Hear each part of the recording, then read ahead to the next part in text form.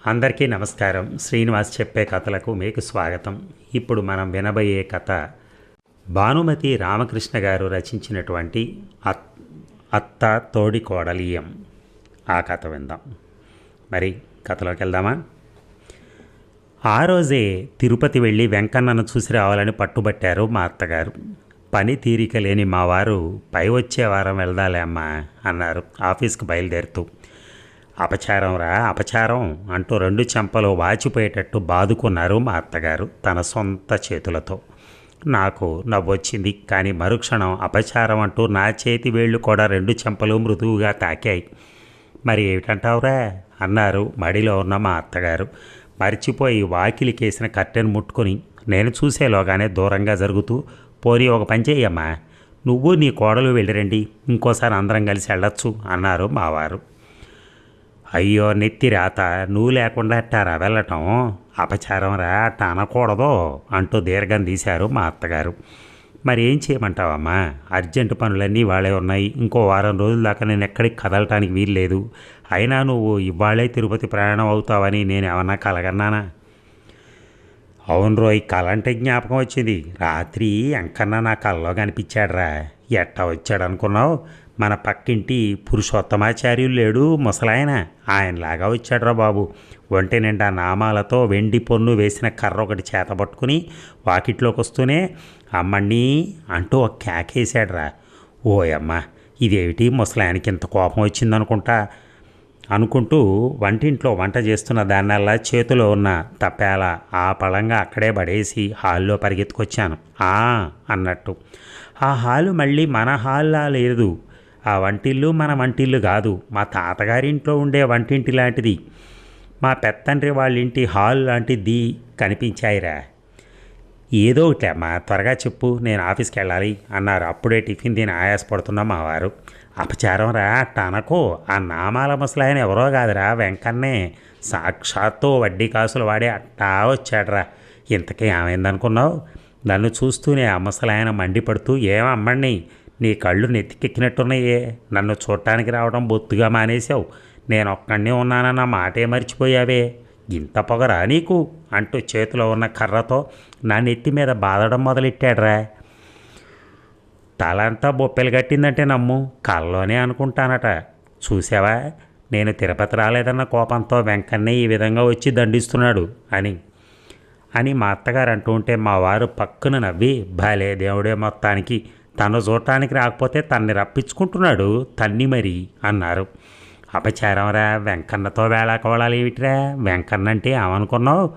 తప్పు ఉంటే చెప్పు తీసుకుని కూడా తంతాడ్రా. వెనకటికి మా అత్తగారిని వెండి చెప్పుతో కొట్టాడంట కల్లో కనపడి. మంచి వేళ మడిలో ఉన్నాను గనక చేతి కర్రతోనే నన్ను ఎత్తి చితగ్గొట్టాడు ఆ వడ్డీ కాసులు వాడు. మరి కొట్టాడంటే కొట్టడట్రా. మనం తిరుపతి వెళ్ళి దగ్గర ఏడాది కావచ్చిందా? కట్టిన ముడుపులన్నీ అలాగే పేరుకుపోయినాయి. మరి ఆయనకు మాత్రం కోపం వచ్చిందంటే రాకేం చేస్తుంది? చూశాడు తనే చక్కా బయలుదేరి వచ్చాడు నాకు బుద్ధి చెప్పడానికి. అందుకే ఈరోజు ఏమైనా సరే వెళ్ళి తీరాలనుకున్నాను. తీరా వెళ్దామనుకుని వెళ్ళకపోతే స్వామికి మళ్ళీ ఏం కోపం వస్తుందో అని భయంగా ఉందిరా. సరే, నువ్వు తప్పనిసరిగా ఈరోజే వెళ్ళాలంటే మీ అత్త కోడలిద్దరూ వెళ్ళి రావాల్సిందే. నేను ఆఫీసులో దిగి కారు పంపుతాను. మధ్యాహ్నం భోజనాలు అయ్యాక బయలుదేరి వెళ్ళండి, పని పిల్లవాడిని కూడా తీసుకుని అంటూ వెళ్ళి కారులో కూర్చున్నాడు మా వారు. అయితే ఇంతకు నువ్వు రావన్నమాటేగా? ఆహా, మీ వెంకన్న కోపం వచ్చినా సరే. అపచారం రా, ఏం మాటలు రావి? మరి నన్ను ఏం చేయమంటావమ్మా? ముఖ్యంగా ఈవేళ రేపు నేను కదలడానికి వీలు లేనని పనులున్నాయి. అబద్ధం కాదు. సరేరా, ఏం చేస్తాం? వెంకన్నకే నిన్ను కొండకి రప్పించుకోవాలని ఉంటే ఆ పనులన్నీ మధ్యాహ్నం లోపుగానే పూర్తి కాకూడదు. అవునవును, అన్నట్టు వెంకటేశ్వర స్వామి బిజినెస్ దేవుడు కదా, నా పనులన్నీ మధ్యాహ్నంలాగా పూర్తి చేస్తాడేమో చూడాలి.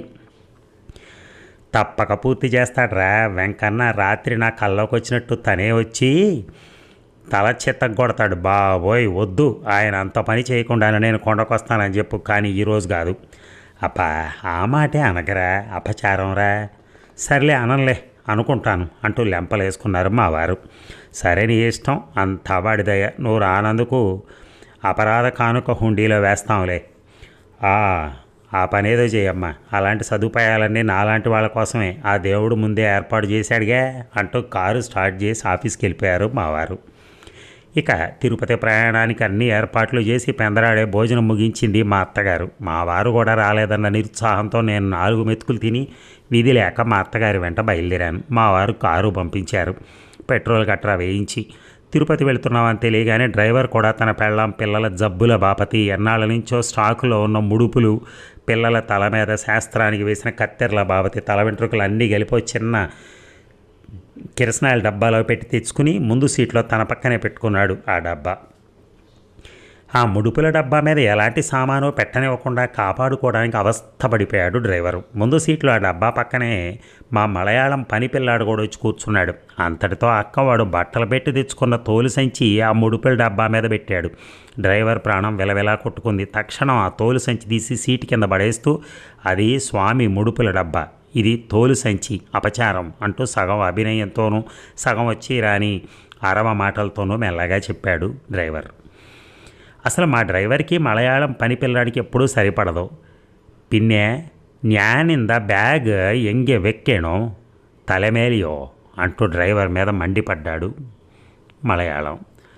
అరవకు, అమ్మగారు వస్తున్నారు అంటూ కారు దగ్గరికి వెళ్ళిన నన్ను చూపించాడు డ్రైవర్. మలయాళం నోరు మూశాడు. మా అత్తగారు వెనక వైపు ఉన్న వంటిల్లు, వడ్ల కొట్టు, స్టోర్ గది, పూజా మందిరం ఉన్న గది అన్నీ నెంబర్ల వారీగా తాళాలు వేసుకుని సహారా ఎడారి భూదానం ఇచ్చినట్టుగా వంటింటి ముందున్న బసారాను మాత్రం వంటవాడికి వదిలేసి తోటవాడికి ఇంటి భద్రం అంతా చెప్పి వర్షం వచ్చేటట్టయితే గొడ్లను కొట్టల్లో కొట్టేయమని చెప్తూ వచ్చి కారులో కూర్చున్నారు. ముడుపులు పెట్టిన తాటాకు బుట్టతో సహా. ఈలోపు నేను మేడ మీద గదులన్నిటికీ తాళాలు వేసుకుని వెళ్ళి కారులో కూర్చున్నా. మరి తాళాలు అబ్బాయికి ఇచ్చేళ్ళొద్దు అన్నారు మా అత్తగారు. వెళ్ళే దోవలోనేగా ఆఫీసులో ఇచ్చేద్దాం అన్నాను. కారు బయలుదేరింది. కొంత దూరం వెళ్ళిన తర్వాత మా అత్తగారు కూర్చున్న వైపు కారు టైరు ఢామ్ అంటూ బ్రహ్మాండమైన మూతతో పంచర్ అయింది. ఓయమ్మా, ఏమిటి ఆ మూత అంటూ హడలిపోయి నన్ను గట్టిగా పట్టుకున్నారు మా అత్తగారు. నవ్వనా, నవ్వకుండా ఉండనా? అబ్బే ఏం లేదత్త, టైరు పంచర్ అయింది అన్నాను నవ్వు ఆపుకుంటూ. మరి ఎట్టాగిప్పుడు అబ్బాయి కూడా రాలేదే అన్నారు మా అత్తగారు కంగారు పడుతూ. వేరే టైర్ ఉంటుంది కారులో, మార్చుకుంటాడు, మనం కాసేపు దిగాలి అన్నాను. అట్టాగా అంటూ కారు దిగారు మా అత్తగారు నాతో పాటు. అయినా ముందున్న పాత బస్సు ఏనయ్యం ఈ కొత్త కారు కంటే. ఎన్నడైనా ఆ బస్సు ఇట్ట డామ్ అంటూ పేలిందా? మా అత్తగారు చెప్పే బస్సు మా పాత వ్యాను. అది ఆమె అభిమానాన్ని చూరగొన్నటువంటి బస్సు, మా పాత ఫోర్డ్ వ్యాను. డ్రైవర్ టైర్ మార్చుతున్నాడు. తిరిగి కారులో కూర్చున్నాం. అసలే మధ్యాహ్నం ప్రయాణం అలవాటు ఏమి, తలనొప్పి పట్టుకుంది అలవాటు లేక. దానికి తోడు మా అత్తగారు నేను ఎరగని తన పుట్టింటి వాళ్ళని గురించి, వాళ్ళకి సంబంధించిన బంధువులు తిరుపతిలో ఎంతమంది ఉన్నారో వాళ్ళని గురించి, వాళ్ళల్లో తనతో మాటలు లేని వాళ్ళు ఎంతమందో, తనంటే పడిచచ్చే వాళ్ళు ఎంతమందో వాళ్ళందరిని గురించి చెప్పి నా తలనొప్పి మరి కాస్త ఎక్కువ చేసింది. నిజంగానే తిరుపతిలో మా అత్తగారి బంధువులు ఎక్కువగానే ఉన్నారు. ఎవళ్ళింటికి వెళ్ళి ఎవళ్ళింటికి వెళ్ళకపోయినా చిక్కే. అందుకే మా వారు వస్తే టైం లేదనే సాకుతో నేరుగా కొండకెళ్ళి స్వామి దర్శనం చేసుకుని తిరిగి వచ్చేస్తూ ఉంటారు. కొడుకు వెంటొచ్చినప్పుడు మా అత్తగారు కూడా నోరెత్తరు. కానీ నేను ఈసారి ఆమె చేతుల్లో చిక్కాను. ఆమె ఎక్కడికి తీసుకెళ్తే అక్కడికి వెళ్ళాల్సి వచ్చినట్టు. మా వారు వాళ్ళ పెదనాన్న ఇంటికి వెళ్ళి వాళ్ళ అన్నయ్యని పిలుచుకుని కొండకి వెళ్ళమని చెప్పారు. నిజంగానే మా బావగారిని తోడుకోడలు చూసి చాలా కాలమైంది. మనవడు పుట్టాక వెళ్ళనేలేదు. నామకరణానికి రాలేదని ఎంతో నిష్ఠూరంగా జాబు కూడా రాసింది మా తోడుకోడలు. మా వారు వాళ్ళ పెదనాన్న ఇంటికి వెళ్ళమన్నప్పుడు మా అత్తగారు సరే అన్నారే కానీ తిరుపతి దగ్గరికి వచ్చేసరికి ఏమనే మరి మా సరోజ ఇంటికి వెళ్ళి రాత్రి ఉండి తెల్లారగట్ట బయలుదేరి కొండకెళ్దామా, దాన్ని చూసి చాలా రోజులైంది అన్నారు. సరోజ మా అత్తగారికి పెద్దక్క మనవరాలు, వద్దని నేను ఎట్టా చెప్పేది. మరి మీ అబ్బాయి బావగారింటికి వెళ్ళమన్నారు అని గొణిగాను మెల్లగా. వాడంటానికి ఏం లేదు, నీకు తెలియదేమని చెప్పు. పైగా ఆ మధ్య నీ తోడుకోళ్ళకి పెద్ద జబ్బు చేసిందని, మంచంలోంచి లేవటం లేదని జాబు రాశాడుగా వాడు. మరి ఇప్పుడు ఎట్టా ఉందో ఏమిటో. ఇంత రాత్రప్పుడు మనం వెళ్ళి జబ్బు మనిషిని దాన్ని అవస్థ పెట్టడం ఎందుకు? దాని కోడలు ఇక్కడే ఉందో లేక పుట్టింటికి వెళ్ళిందో.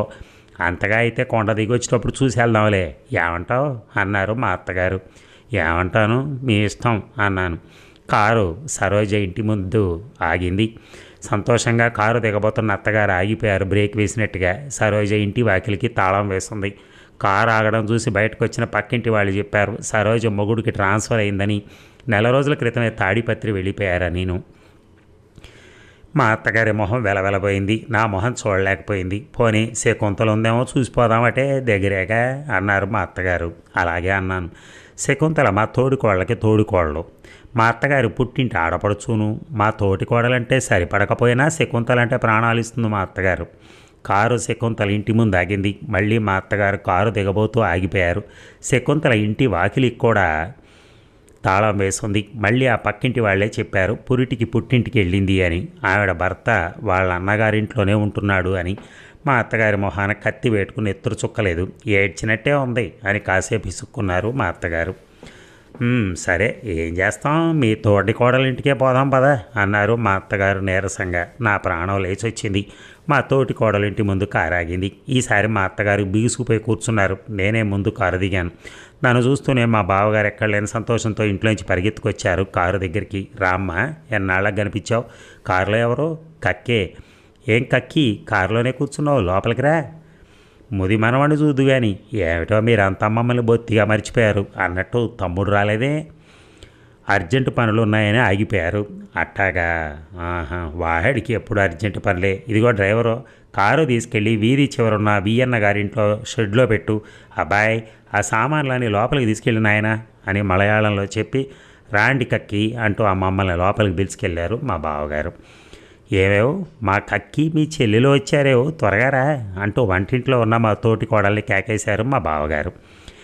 ఎట్లాగూ వాళ్ళకి మన ఇల్లు కనిపించిందా? అసలు మన మీద కోపంతో అసలు తిరుపతి రావడమే మానేస్తారేమో అనుకున్నాను. పోన్లేండి, దేవుణ్ణి చూడటానికైనా వచ్చారు కదా, ఇదిగో వస్తున్నా అంటూ వంటింట్లో ఇచ్చే చదివేసింది మా తోటి కోళ్ళు.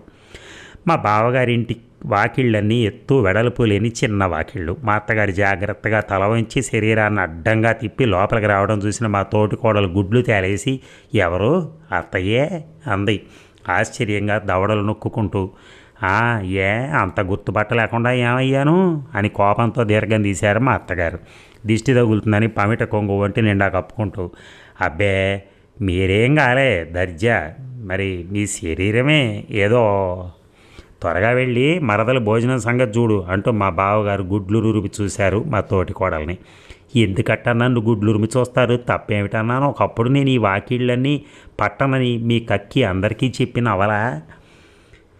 నేనేమీ నవ్వలేదమ్మోయ్ అంటూ మా అత్తగారు నట్టింట గుంజన అనుకుని కృష్ణ అంటూ కూర్చున్నారు. మా అత్తగారు చూడకుండా మా బావగారు మా తోటి కోడలు చూసి పళ్ళు కొరుకుతూ, అబ్బా నీ నోరు కుట్టి కుదుళ్లతో పెట్టినా ఊరుకోదు కదా, ముందు వెళ్ళి మరదలు భోజనం సంగతి చూడమంటే అట్లాగే నా కోసం అట్టే పెట్టిన ఆవు పాలున్నాయో కక్కికివ్వు, ఈ పూట నాకు అక్కర్లా.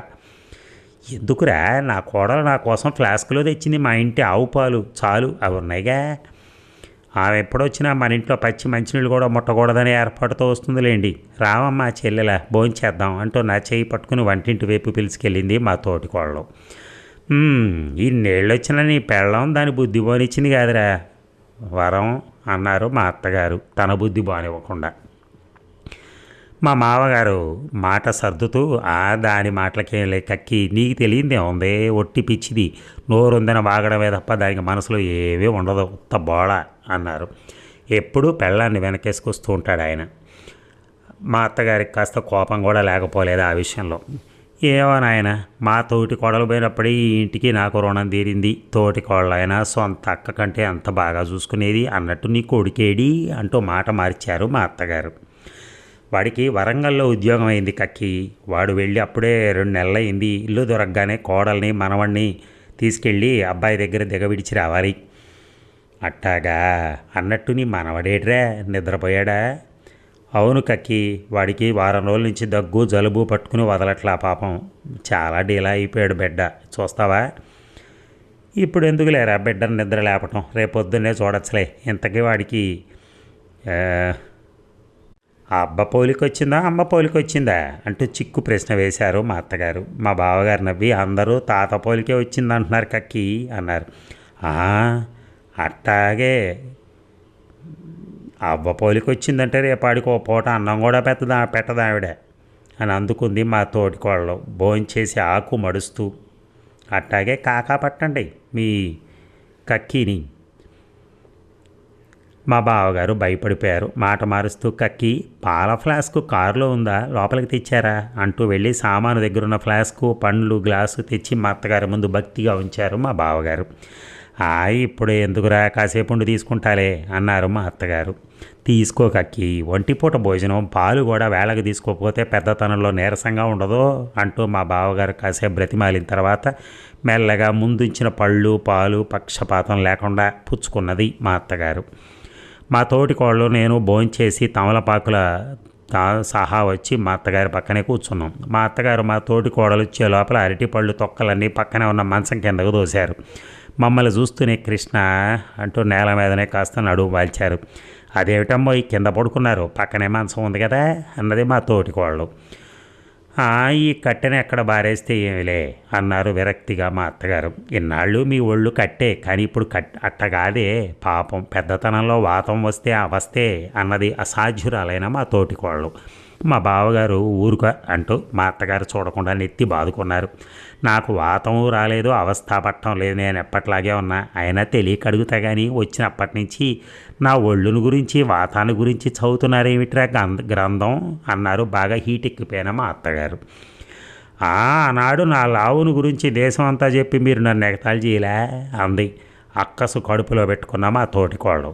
నేనేమి దేశం అంతా చెప్పలా, చూసేవాళ్ళకి కళ్ళు లేకపోతేగా. అంటే కళ్ళున్న వాళ్ళు ఎవళ్ళు నేను లావుగా ఉన్నానని ఎవడనలేదే. అయితే ఏమిటే నువ్వు అనేది, నాకు కళ్ళు లేవంటావా? పళ్ళు లేవంటే ఒప్పుకుంటాను, కానీ దాని దొంపదే అంత కండ్లు కూడా లేవంటే ఎట్టా సచ్చేది. ఈరోజు జబ్బు చేసి నువ్వు చిక్కిపోయావేమో, కానీ మొదటి నుంచి నువ్వు లావనే సంగతి అందరికీ తెలిసిందేగా. అదిగో ఆ మాటే నేను అడుగుతున్నా. మొదటి నుంచి మీ ఒళ్ళు కట్టెలాగా ఉన్నా ఈరోజు పెట్టెలా ఉందని చూసే వాళ్ళందరికీ తెలియదా అంట. నన్ను చూసి నవ్విన వాళ్ళే ఈరోజు మిమ్మల్ని చూసి నవ్వటం లేదా అంట. నవ్వితే నవ్వని, నీ చేత మాటలు పడమని భగవంతుడు నా మొహాన రాశాడు, తప్పుతుందే? నా చేత మీరేం మాటలు పడలేదమ్మోయ్, అన్ని మాటలు నేనే మీ చేత పడ్డాను. మా పుట్టింటి వాళ్ళకి గతి లేని వాళ్ళు అన్నది మీరే, మా పుట్టింటి వాళ్ళకి శుచి శుభ్రం తెలియదు అన్నది కూడా మీరే, మా వియ్యాల వాళ్ళని తిట్టిపోసింది మీరే, నా కోడలికి ముక్కు సొట్ట అన్నది మీరే, నా మొగుడు నా మాట విని చెడిపోయాడు అన్నది మీరే, నేను గయ్యాలినని రాక్షసినని ఆడిపోసుకుంది కూడా మీరే. ఆగిపోయావే, ఇంకా చదువు, నీ నోటికి అడ్డే ఉంది, ఎన్ని అబాండాలైనా వేస్తావు. ఏమిటి, నేనే అబండాలు వేయటంలా, మొహం ఉంది అర్థం ఉంది. అసలే ప్రమాణం చెయ్యి. నేనేం అనలేదనో అన్నానో. మధ్య నేనేందుకే ప్రమాణం చేయటం? పాపం ఎక్కడుంటే భయం అక్కడ ఉంటుంది. నాకే మరి భయం లేనప్పుడు ప్రమాణం చేయటానికి ఏంటి అన్నది లాయర్ కూతురైన మా తోటికోళ్ళు. మా బావగారి కోసం వెతికాను, కనిపించలా. ఇద్దరు రెచ్చిపోతున్నారు. అప్పటికి భయపడుతూనే ఊరుకోండత్తా అన్నాను. ఎంటలే ఇద్దరు. నన్ను ఊరుకోమంటావేంటేటే? ఆడట్లా నోరు పారేసుకోవడం బాగుందా? అసలు ఇందుకే ఈ కొంపకి రావడం అంటే నాకు ఇష్టం ఉండదు. ఏనాడు మా తోటి కోడలు పోయిందో ఆనాడే ఈ ఇంటికి నాకు రుణం తీరిపోయింది. మా తోటి కోడలు ఊరుకోలే. ఓ అబ్బో, తోటి కోడలు ఉండగా ఇద్దరికి ఓ పెద్ద సరిపడ్డట్టు, అబ్బో సంబడం ఎవడికి తెలవదో అంటూ సాగదీసింది మా తోటి కోడలు. తెలిస్తే తెలిసింది లేవే, నా తోటి కోడలైనా మేనత్తైనా ఆవిడే కనుక ఓ మాట అన్నా పడుండేదాన్ని. నీలాగా నా తోటి కోడలు అత్తను అడుగులు పట్టించలే. అదిగో ఆ మాటే అనొద్దంట. అత్తను నేను అడుగులు పట్టించాను. మొగుడు చచ్చిన ఆడపడుచుని నానా అవస్థలు పెట్టి అడుక్కు తినేటట్టు చేసింది నేనా అంట. నేనేమీ అడుక్కు తినమని పంపలా. అడుక్కు తినే బుద్ధులు ఉండేవాళ్ళు అడుక్కు తింటారు. ఎంతకో దాని పిల్లను నీ పుట్టింటి వాళ్ళలో ఇచ్చుకుందనేగా దాన్ని ఇంతగా వెనకేసుకురావటం. నేనేమి వెనకేసుకురాలా. ఆమె నా గతి చేసినందుకు ఊరు వాడ అనుకుంటుంటేను. ఓ అబ్బో, నువ్వు అత్తను పెట్టిన సాగచాట్లు ఎవరు అనుకోనట్టు. అంటే మీలాంటి వాళ్ళు తప్ప ఎవరు అనుకోవాలా. మంచానబడ్డ ఆవిడకు నేను చేసిన చాకరీ ఊరందరికీ తెలిసిందేగా. నిజం నిలకడమది తెలుస్తుంది. తెలుస్తుంది. నేను నోటికి భయపడితే తెలియకేం చేస్తుంది. అదిగో మళ్ళీ ఆ మాటే అనొద్దంట. నా నోరు అంటారే, మీ నోటికి భయపడింది ఎవరు? మీ పేరంటేనే నా పుట్టింటి వాళ్ళు హడల్చేస్తారే. నా పేరంటే కాదేవు, నీ పేరంటేనే నా పుట్టింటోళ్ళు భయపడి చేస్తారు. ఎందుకు ఈ సిగ్గులేని మాటలు పోనిస్తూ ఎవరైనా వింటే నవ్విపోతారు. ఎవరికి తెలియదు ఎవరి నోరు ఎట్లాంటిదో, అందరికీ తెలుసు అన్నది మా తోటి కోడలు. చేతులు తిప్పుతూ ఇక లాభం లేదని నువ్వైనా ఊరుకో అమ్మా అంటూ మా తోటి కోడలు చేయి పట్టుకుని లేవదీసి వంటింటి వైపు తీసుకెళ్ళాను. మా తోటి కోడలు మా అత్తగారి దగ్గర కూర్చుని ఊరుకోండవ్వా అంటూ బ్రతిమాలింది. అంతా సద్దుమానికి బయట నుంచి మా బావగారు పిల్లిలా లోపలికి వచ్చారు. తెల్లారగట్ట 3ంటికే లేచి వేడి నీళ్లు పెట్టింది మా తోటి కోడలు మా స్నానాలకి. అప్పటికే స్నానం గేనం ముగించుకుని మా బావగారు డ్రైవర్ని నిద్ర లేపడానికి వెళ్ళారు. రాత్రి జరిగిన దెబ్బలాట పూర్తిగా మర్చిపోయి మా అత్తగారు తోటి కోడలు ఎంతో ఆప్యాయంగా మాట్లాడుకోవడం చూసి నేను మా తోటి కోడలు విస్తుపోయాం. తీరా బయలుదేరేటప్పుడు మా బావగారితో పాటు మా తోటి కోడలు కూడా వస్తే బాగుండనిపించింది. కానీ చంటి పిల్లాన్ని కోడల్ని ఒంటరిగా విడిచిపెట్టి అలా వస్తుంది. పోనీ కోడల్ని పిల్లాన్ని కూడా కొండకు పిలిచికెళ్తే అయినా నేను మా తోటి కోడలు కూడా రమ్మని పిలిస్తే మా అత్తగారికి ఏం కోపం వస్తుందో అని నోరు మూసుకొని ఊరుకున్నాను. తీరా బయలుదేరుతుంటే ఏమండోయ్, మరి ఆ అబ్బాయివి కొన్ని ముడుపులు అట్టాగే ఉన్నాయి, తీసుకెళ్ళి హుండీలో వేస్తారా, లేకపోతే రేపు మనం వెళ్ళినప్పుడు వేయచ్చంటారా? పోలే, మనం వెళ్ళినప్పుడే వేద్దాం. కోడలు ఊరికి వెళ్ళేలాగా మనం ఎటు తిరిగి కొండకోసారి వెళ్ళాలిగా. పోనీ పిల్లాడికి మొక్కుబడి ఉంటే నీ కోడల్ని పిల్లాడిని కూడా తీసుకునిరా అన్నారు మా అత్తగారు. ఎందుకులే కక్కి, మీకు లేనిపోని ఇబ్బంది, పైగా అవ్వ దగ్గర ఉండడం బాగా అలవాటైంది వాడికి. పోనీ దాన్ని కూడా రమ్మని అందరం కలిసే వెళ్ళొద్దాం, మళ్ళీ మళ్ళీ వెళ్ళటం ఎందుకు, ఎటు రేపు వచ్చేస్తాంగా. దాని ఇష్టం కక్కి అంటూ తప్పుకున్నారు మా బావగారు. మధ్యన ఆ ఇష్టం ఏమిటండోయ్, పోనీ వారం రోజుల తర్వాత వెళ్ళేది ఇప్పుడే వెళ్దాం పదండి అన్నది మా తోటికోళ్ళు. బ్రతుకు జీవుడు అనుకున్నాం, అంతా ప్రయాణం అయ్యాం. కారులో చోటు ఉంటుందా ఉండదా అనే సందేహం అందరికీ కలిగింది, కానీ ఎలాగో సర్దు కూర్చున్నాం. నేను మా అత్తగారికి తోటికోళ్ళకి మధ్యలో కూర్చున్నా. మా తోటికోడల పక్కనే పసిబిడ్డను ఒళ్ళో పెట్టుకుని కోడలు కూర్చుంది. ముందు సీట్లో మలయాళం పక్కన మా బావగారు కూర్చున్నారు. నిండుగా ఉన్న సామాన్లతోనూ మనుషులతోనూ గర్భిణీ స్త్రీ ఇలా బయలుదేరింది కారు. కక్కి, ఈ చుక్కలకు స్వాగతం, గాలిగోపురం చూసావా? చుక్కల పర్వతం, గాలిగోపురం ఇక్కడి నుంచి కనపడుతున్నాయి. అదిగో ఎడం వైపు లోయలో. ఓ అబ్బో, 1,00,000 సార్లు చూసా అని మా అత్తగారు అంటూ ఉండగానే ఢామ్ అంటూ పేలింది మళ్ళీ. ఓ అమ్మో అంటూ ఉలిక్కిపడి నన్ను పట్టుకున్నారు మా అత్తగారు. మా అత్తగారు కూర్చున్న వైపే టైరు మళ్ళీ పంచర్ అయింది. నేను నవ్వు ఆపుకోలేక సతమతం అయ్యాను. మళ్ళీ ఏ ఇనప మేకో టైర్లో దిగుంటుంది, లేక టైరే బరస్ట్ అయి ఉంటుంది. అయినా మా అత్తగారు కూర్చున్న వైపే 2 సార్లు పంచర్ కావాలా? మా తోటికోళ్ళ మూతికి పమిట కొంగు అడ్డం పెట్టుకుని నవ్వుకుంది. మళ్ళీ ఏమొచ్చిందే అన్నారు మా అత్తగారు. ఏమీ రాలా, టైరు పంచర్ అయింది అన్నాను. అయ్యో, నీ టైరు దొంగలు దోలా, ఇవేం టైర్లు రా, ఇదేం కారు, మాట మాట్లాడితే డామ్ డామ్ అంటూ పేలిపోతుంది వెధవ కారు అని విసుక్కుంటూ మాతో పాటు కారు దిగారు మా అత్తగారు. టైరు పంచర్ అయితే కారు ఏం చేస్తుంది కక్కి, మరో స్పేర్ టైర్ వేసుకోబోయ్ అన్నారు డ్రైవర్తో మా బావగారు. డ్రైవర్ భయపడుతూ నుంచున్నాడు. నా గుండె కతుక్కుమంది. అన్నట్టు ఉన్న స్పేర్ టైర్ కాస్త మొదట పంచర్ అయినప్పుడే వేసేశాడు. ఇప్పుడు ఏం చేయటం? ఎటు చూస్తూ నిలబడతావేం డ్రైవర్ అని గద్దించాడు మా బావగారు. వీధి లేక నేనే చెప్పాను. బయలుదేరిన వెంటనే ఒక టైరు పంచర్ అయిందని, అప్పుడు వేసిన స్పేర్ టైర్ ఇప్పుడు పంచర్ అయిందని. అట్టాగా, సరే అయితే ఏదైనా బస్సు వస్తుందిగా ఇప్పుడు, అందులో మనం అంతా కొండకెళ్దాం. కారు ఇక్కడే ఉంచి ఈ పని పిల్లాన్ని కాసేపు కారు కాపలా ఉండమని డ్రైవర్ని దిగువ తిరుపతికి పంపించి టైర్ రిపేర్ చేసుకురమ్మంటే సరి అంటూ కారులో ఉన్న సామాన్లన్నీ కిందగా దించారు బావగారు. అబ్బే, ఆ పాత బస్సు ఎప్పుడూ పంచర్ కాలేదు ఎన్నడూ, పాడు కాలేదు ఏమిటో అన్నారు మా అత్తగారు రోడ్డు పక్కన బండ మీద కూర్చుంటూ. అందుకనేగా ఇప్పుడు మీకోసం బస్సులో పోతున్నాం అన్నది మా తోటి కోడలు నవ్వుతూ. మా కాలంలో బస్సులు కాకపోతే ఈ కార్లన్నీ ఎక్కడున్నాయిలే అన్నారు మా అత్తగారు. మా పెదనాన్నకు కారు ఉండేది. చిన్నప్పుడంతా నేను ఆ కారులోనే తిరిగేదాన్ని. మాకు పెదనాన్నలు లేరు, కార్లు లేవు. మా నాన్న హయాంలో గుర్రపు షార్ట్లోనే వెళ్ళేవాళ్ళం ఎక్కడికి వెళ్ళాలన్నా అన్నారు మా అత్తగారు మళ్ళీ బిగుసుకుపోయి. మా బావగారికి కంగారు పట్టుకుంది. కక్కి, వాళ్ళ నాన్న గుర్రబండి ఉండేదట క్యాంపులకి వెళ్ళడానికి అంటూ మా తోటి కోడలు నోరు మూసుకోమని గుడ్లురుమి చూశాడు బావగారు. మా తోటి కోడలు నోరు ఆటోమేటిక్ సిస్టంలో పనిచేస్తుంది. ఆవిడ వద్దనుకున్న ఆవిడ నోరు ఆవిడ కంట్రోల్లో ఉండదు. ఏమోనమ్మా, నేనన్నాడు గుర్రబళ్ళు ఎక్కల, ఒంటెద్దు బళ్ళు కూడా ఎక్కల అన్నది. తను రోడ్డు పక్కన ఉన్న కొండరాళ్ల మీద కూర్చుంటూ. మా అత్తగారి ఒళ్ళు బగ్గున మండింది. అదేమిటే, గుంటూరు జిల్లా వాళ్ళకి గుర్రబండ్లు ఒంటెద్దు బండ్లు కాకపోతే విమానాలు ఎక్కడున్నాయే తిరగటానికి అన్నారు మా అత్తగారు. దాని మొహంలే కక్కి, ఒట్టి బడాయి కోరు అన్నాడు మా బావగారు. నేనేం బడాయిలు చెప్పలేదండోయ్, మాకు కారు ఉండేది కనుక చెప్పాను. గుర్రబండిని గుర్రపు సార్ట్ అంటూ నేనేం గొప్పలు చెప్పుకోవాలా అన్నది మా తోటికోళ్ళు. అయ్యో శ్రీరామచంద్ర, చిన్నప్పుడంతా అట్ట అనేవాళ్ళం కనుక ఇప్పుడు పుసుక్కున ఆ మాటే వచ్చింది.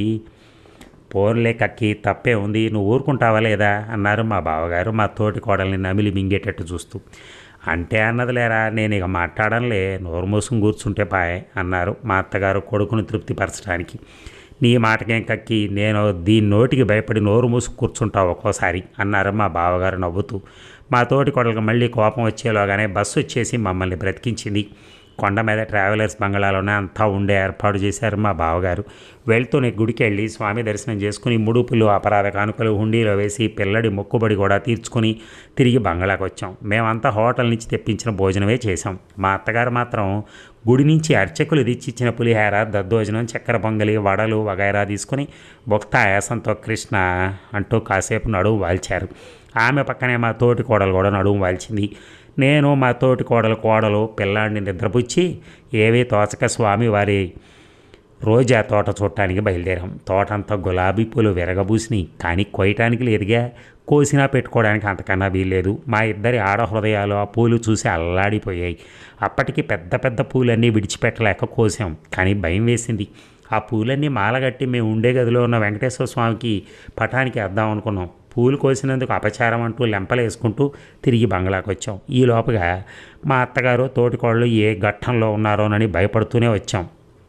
కానీ తీరా బంగ్లాకు వచ్చి వాళ్ళిద్దరిని చూసి మా కళ్ళను మేమే నమ్మలేకపోయాం. కలయో వైష్ణవమాయో అన్నట్టు మా అత్తగారు మా తోటికోళ్ళు పడి నవ్వుతూ పోండత్త అంటే చీపో గాడిదే అనుకుంటున్నారు. మమ్మల్ని ఇద్దరిని చూసి రాండే కోడళ్ళు, మీకు తొందరలో పప్పన్నం పెట్టి ఏర్పాట్లు చేస్తున్నాం అన్నారు ఇద్దరు ఏకకంఠంతో. అంటే మా తోటి కోడలు అన్న కొడుక్కి మా అత్తగారి పెద్దక్క రెండో మనవరాలని ఇచ్చేటట్టుగా వాళ్ళిద్దరికి ఒప్పందాలు జరిగిపోయినాయి అన్నమాట. మరి కట్నం మాట అంది మా అత్తగారు. కట్నం లేదు, కాకరకాయ లేదు, మీరు ఉండండి అత్త, మా అన్నని నేను ఒప్పిస్తానుగా, పరాయి వాళ్ళం కనుకనే అంతా బీరకాయ పీచేగా అన్నది మా తోటికోడలు. అంతేలే, అయినా ఉన్న ఆస్తి అంతా మా అక్క ఇంకెవరికి ఇస్తుంది, ఆ ఇద్దరు మనవరాళ్ళకేగా, అయితే పెళ్ళి కొండ మీదేగా. ఆహా, మా అన్న పిల్లల పెళ్ళిళ్ళన్నీ కొండ మీదే. ధన్యోస్మి, ఎవర అదృష్టవంతులు, ఏమి నా భాగ్యంబు. మీరిరువురు మరి ఒకరొక శుభకార్యంబు తలపెట్టుట అపూర్వం, అద్భుతం, ఆశ్చర్యం. శర ఆలస్యం అమృతం విషం. ఆ శుభకార్యం ఏదో మరి సత్వరంబు కానిండు అన్నారు మా వెనక నుంచి వచ్చిన మరి బావగారు. అదేమిట్రో నరం, నాటకం భాష మాట్లాడుతున్నావు అన్నారు మా అత్తగారు నవ్వుతూ. అవును కక్కి, నిజంగానే నేను నాటకంలో బుస్సి వేసి ఒక్కొక్క అరుపు అరుస్తూ ఉంటే హాల్లో ఉండే జనమంతా హడలి చచ్చేవాళ్ళు అనుకో. పిల్లలు పాలు తాగడం మానేసి గోలగోలగా ఏడ్చేవాళ్ళు కక్కి అని మా బావగారు చెప్తుంటే మేము నవ్వకుండా ఉండలేకపోయాం. ఎట్లాగూ అయితే మరి నీ పెళ్ళాం చేత కూడా ఒక వేషం వేయించలేకపోయావట్రా అన్నారు మా అత్తగారు నవ్వుతూనే. నా మొహానికి అదొకటే తక్కువ అంది మా తోటికోళ్ళు మూతి ముడుచుకుని. అబ్బే, నాటకాల్లో సొంత పెళ్ళాం పక్కన ఉంటే నటన రాణించదు కక్కి. అయినా నా పెళ్ళాం నిత్య జీవితంలో కాకలు తీరిన కథానికే కానీ నాటక రంగానికి ఆ మొహం కాస్త అంటూ మా బావగారు మా తోటి కోడలు ఏడిపించడం మొదలెట్టాడు. పోన్లేండి, మా మొహాలు అవి ఏం చేస్తాం. నీదంతా చోద్యమే మరీను, వాడేదో ఎగతాళి కంటేను. ఈ రోజు ఎగతాళి కంటం కాదులే, ఎప్పుడు ఉందే. ఆయన అందానికి రంగుకి నేను తగనని తను అనేది గాక అందరి చేత అనిపించాలా? నువ్వే చెప్పు కక్కి, నా అందానికి ఆకారానికి ఇది ఏమాత్రం తగదని నా పెళ్ళప్పుడు అందరూ అన్నదేగా అన్నారు మా బావగారు పెళ్ళాన్ని ఏడిపించడంలో ఒళ్ళు మర్చిపోయి. ఎవరి మాట దాకానో ఎందుకు, మీ కక్కి అంది మా తోడుకోళ్ళు. నేనేం అనలేదమ్మోయ్ అన్నారు మా అత్తగారు కంగారు పడుతూ. నాకేమండి అన్నీ అన్నారు. మా చెల్లెలు పెళ్ళికి వచ్చినప్పుడు మా పెరట్లో ఉన్న సపోటా దగ్గర కింద కూర్చొని మీరు మీ తోడుకోడలు మాట్లాడుకోవాలా, నేను మీ అబ్బాయికి ఏమాత్రం తగనని, మా వంశం అంతా అనాకారులని. ఏమిటి మహా చూసినట్టు విన్నట్టు మాట్లాడుతున్నావు? తెలియక అడిగితే కానీ నీ ఇంటికి వచ్చి పట్టుమని ఒక పూటైనా ఉండను నేను మీ పెరట్లో ఉన్న సపోటా చెట్టు కింద తీరిగ్గా కూర్చొని వచ్చానంట. మరి ఈ అబాండాలు ఏంటో నీకు అలవాటు కాకపోతేను. మా బావగారు మెల్లగా అక్కడి నుంచి జారుకున్నాడు. నేనేం అబాండాలు వేయటం లేదా మోయ్ అని లేదంటాం, అసలు మా వంశంలోనే లేదు అన్నది మా తోడికోళ్ళు. ఏ వంశమో మా ఐదారు వంశం పోనిద్దు అన్నారు మా అత్తగారు మూతి 3 వంకలు తిప్పి. మా తోటి కోడలు తారాజువ్వలాగా లేచింది. మాది మాయదారి వంశం. సరే ఒప్పుకున్నా. మళ్ళీ ఆ మాయదారి వంశంలో పిల్లాడే ఎందుకు కావాల్సి వచ్చాడంట మీ అక్క మనవరాలికి అంటూ నిలదీసింది మా తోటి కోడలు. నాకెవ్వరూ కావలసి రాలేదు తల్లి, ప్రస్తావన వచ్చింది కనుక అన్నాను. నీకు నీ వంశానికి ఒక నమస్కారం అంటూ మా అత్తగారు శరీరాన్ని ఒక ప్రదక్షిణ చేయించి లేచి లోపలికి వెళ్ళారు. మా తోటి కోడలు కూడా లేచి నిలబడింది. మా వంశానికే నిక్షేపం లాంటి వంశం ఎటొచ్చి కర్మజాలక మీ రాక్షస వంశంలో వచ్చి పడ్డానే కానీ. మా అత్తగారు లోపల నుంచి అందుకున్నారు. ఎవరే రాక్షస వంశం, ఎవరిది? బలవంతంగా అత్తను బకెట్లో కూర్చోబెట్టి బావిలో దించింది ఏ రాక్షసే? అయ్యో అయ్యో మీ అన్యాయం గోలా ఇంత అన్యాయమా తల్లి మాటలు విని నన్ను అన్యాయంగా బకెట్లో పడేసి బావిలో దించింది మీ అబ్బాయా నేనా వాడినెందుకంటావే నోరు లేని ధర్మరాజాడు "ఆ, మీరోరు కాస్త అరువిస్తారని నీ నోటి ముందు నా నోరేం పనికి వస్తుందే నా వంశాన్ని అంతా అడలగొట్టిన నోరు నీది మీ కౌరవ వంశాన్ని హడలు ఎవరి చేత అవుద్ది హడలి చేస్తారు నేను ఒక్కరితేనే మొండికెత్తాను కౌరవ వంశం మీది కానీ మాది కాదేవు మాది నోరు లేని పాండవ వంశం మరి ఆ కౌరవ వంశంలో వాడి మెడకే మీ పాండురోగ పిల్ల ఎందుకు అంటగట్టారని చూశారు మా పిల్లకి పాండురోగం లేదు మీ ఉబ్బస పిల్లాడికి ఇవ్వము అన్నారు మా అత్తగారు మళ్ళీ లోపలికి వెళ్ళారు మా పిల్లాడికి ఉబ్బసం లేదు మీ దిక్కుమాలిన సంబంధం మాకు వద్దు అంటూ మా తోటి కోడలు కూడా లోపలికి వెళ్ళిపోయింది గాలి వాన వెలిసింది కానీ అన్యాయంగా కుదిరిన సంబంధాన్ని కాబోయే పెళ్ళిని వీళ్ళిద్దరూ పోట్లాడుకుని చెడగొట్టారే అని బాధపడ్డాను మా బావగారు మెల్లగా లోపలికి వచ్చారు ఆయనకి టైమింగ్స్ అంతా బాగా తెలుసు అనిపించింది ఆ ప్రాంతాల్లోనే ఉంటారు అంతవరకు ఉన్నట్టుండి మా అత్తగారి సామానంతా తెచ్చి హాల్లో పడేస్తూ బయలుదేరవే ఇంకా దీని మొహం చూస్తూ ఇక్కడ ఒక్క క్షణం కూడా ఉండను అంది మరోవైపు నుంచి బట్టల సంచి పిల్లాడు ఆడుకునే బొమ్మలు అన్నీ తీసుకొచ్చి హాల్లో పడేస్తూ బయలుదేరండి ఇంకా ఈ మాటల పడుతూ క్షణం ఉండలేను అన్నది మా తోటికోడలు మా బావగారు తల పట్టుకుని కూర్చున్నారు నేను మా తోటికోడల్ని బ్రతిమాలి ప్రయాణం మానిపించేసరికి తాతలు దిగొచ్చారు మా కోడలు చిన్న పిల్లైనా ఎంతో ఇదిగా మా అత్తగారిని బ్రతిమాలి తెల్లారిగట్ట సుప్రభాతం చూసిపోదామని నచ్చ చెప్పింది దగ్గర కూర్చుని ఆ రాత్రి నిద్రపోయేదాకా మా అత్తగారిని మా తోటికోడలు ఒక చోట చేరనీయకుండా నేను మా తోటి కోడలు చెరొకళ్ళ దగ్గర కాపలా ఉండాల్సి వచ్చింది సుప్రభాతానికి వెళ్ళటానికి తెల్లారగట్ట రెండింటికి లేచాం పిల్లాడి ఏడుపు మా తోటి కోడలి జోలపాట మా అత్తగారి గోవిందనామాలు కలిసిన నేపథ్య సంగీతంతో స్నానాలు ముగించుకుని అందరికంటే ముందే గుడి దగ్గరికి వెళ్ళాం తలుపులు తీయటానికి కాసేపు అర్చకుల కోసం కాసేపు కూర్చున్నాం కౌసల్య సుప్రజ రామ అని ఆరంభిస్తూనే మా అత్తగారు మైకం వచ్చి పడిపోయారు అందరం కంగారు పడిపోయాం అంతకుముందు నుంచి కడుపులో వికారంగా ఉందంటున్న మా తోటి కోడలు కూడా తల తిరుగుతుందని పడిపోయింది ఇద్దరూ ఒక్కసారిగా అలా పడిపోవడం చూసి అందరం నోట మాట లేకుండా కొయ్య బారిపోయాం ఏదో అపచారం జరిగి ఉంటుందని అక్కడ ఉన్న వాళ్ళంతా అనుకోవటం వినిపించింది అసలే వాత శరీరాలు పైత్యతత్వాలు తెల్లవారుజాము లేచేసరికి నిద్ర జాలక మరి కాస్త పైత్యించే శరీరాలంటూ కాసిన చన్నీళ్ళు ఇద్దరు మొహాల మీద జల్లారు మా బావగారు కాసేపటికి ఇద్దరు మెల్లగా లేచి కూర్చున్నారు ఒకళ్ళ మొహాలు ఒకళ్ళు చూసుకున్నారు అపచారం వెంకన్న అపచారం జరిగింది నాయన అంటూ రెండు చెంపలు పెళ్ళున కొట్టుకున్నారు మా అత్తగారు అపచారం వెంకటరమణ అపచారమైంది తండ్రి అంటూ పెడేలు మన కొట్టుకుంది రెండు చెంపలు మా తోటి కోడలు దీని భావం ఏమి తిరుమలేశ అన్నట్టు మేమంతా వాళ్ళిద్దరిని చూస్తూ ఉండిపోయాం చూసావంటే వదరవాకే అంటే విన్నావా మనం ఎన్ని అనుకుంటే మాట ఇచ్చాం వెంకన్నకి ఆయన ఊరుకుంటాడా కొండ మీద పెళ్లి చేద్దాం అనుకున్నావా లేదా అవును అనుకున్నాము అంది మా తోటి కోళ్ళ నీరసంగా తలూపుతూ నీ ఇష్టం వచ్చినట్టు వాగావు ఇప్పుడైనా తెలిసిందా వెంకన్న కోపం వచ్చిందే అన్నారు మా అత్తగారు ఏమిటంటావు అన్నారు మా అత్తగారు నేనంటానికే ఉందత్త అంతా అదిగో 7 కొండల పడిదయ్యా వెళ్తూనే మా అన్నకు జాబు రాసి శుభలేఖలు వేయించమంటాను అంటూ ఉండగానే సుప్రభాతం అయిపోయింది బంగారు వాకిలికి వేసిన తెర తొలగించారు గోవిందా అంటూ అందరం శ్రీనివాసమూర్తి దర్శనం చేసుకున్నాం కొండ దిగి వచ్చినంతసేపు కాబోయే పెళ్లికి దూరావారంలో ఉండే బంధువుల్ని ఎవరెవరిని పిలవాలో ఎవరొస్తారో ఎవరు రారో మొదలైన విషయాలన్నీ మాట్లాడుతూనే వచ్చారు మా అత్తగారు తోటికోళ్ళు ఆ రోజు వాళ్ళ ఇంట్లో ఉండిపోమని ఎంతో బతిమాలింది మా తోటికోళ్ళు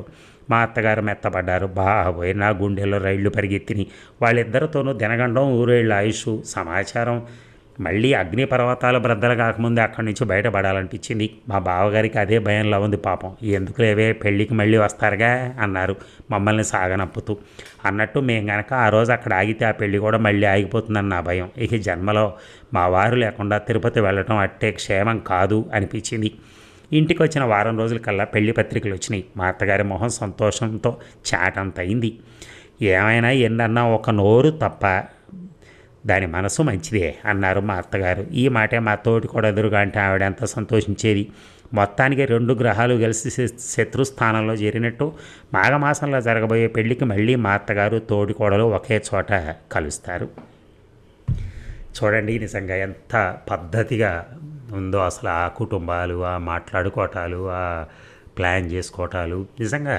చాలా ఆర్ద్రంగా ఉంది ఒకే చిన్నవి అవుతూనే ఉంటాయి కానీ భానుమతి గారి రచన శైలి నిజంగా చాలా చాలా బ్యూటిఫుల్గా ఉంటుంది అసలు నిజంగా మనం ఏదో మన ఇంట్లో మాట్లాడుకుంటున్నట్టే ఉంటుంది, అంతేగాని ఏదో గ్రాంధికంగా పెద్దగా అలాగేమీ రాయరు. చాలా ఇంట్లో మాట్లాడుకున్నట్టు చాలా సులభంగా అలా ఉంటుంది. నాకు అందుకే ఆమె రచించే కథలంటే నాకు చాలా ఇష్టం. Thank you very much. ధన్యవాదాలు.